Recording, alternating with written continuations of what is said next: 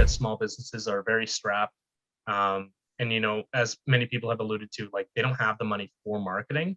Mhm. So what I try and do is I was trying to look at it from how can we make the most impact, spend the least amount of money.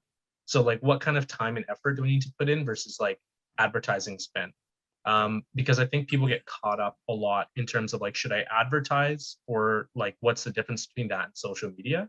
And I think that people forget that when people are on social media, they're there to consume content and not to be sold to. So I think that keeping that in mind, when regardless of whatever your business is, find out who your heroes are, right? Like find out who you want to aspire to be like, find out some companies that you like what they're doing and that align with your company. And you kind of have to backtrack a bit first before you just jump onto social media to figure out who am I and what am I like, what makes me different? Like why am I here? Right. And you can have a like a Greek food restaurant and there can be 20 of them in the city, but one of them can do really well, not because the building is really fancy, but simply because they have incredibly engaged social media channel, right?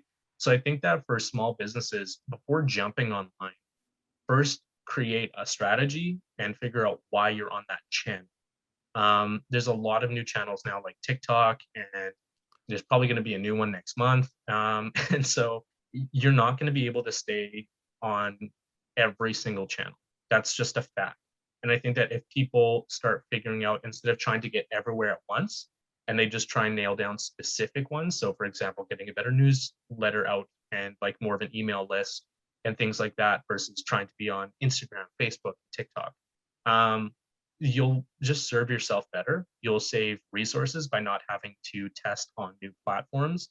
And it'd be a lot less of a headache to try and manage so many channels. Um, and yeah, so I think that the best thing to do is take a step back, figure out who you are, what you bring to the table, figure out which channel you're going to serve best, and then just double down and keep working on that. Because a good growth strategy comes from determining opportunities. And if you know these social channels are opportunities, then you should know already how you're going to be able to get on there and get people liking, sharing, and engaging with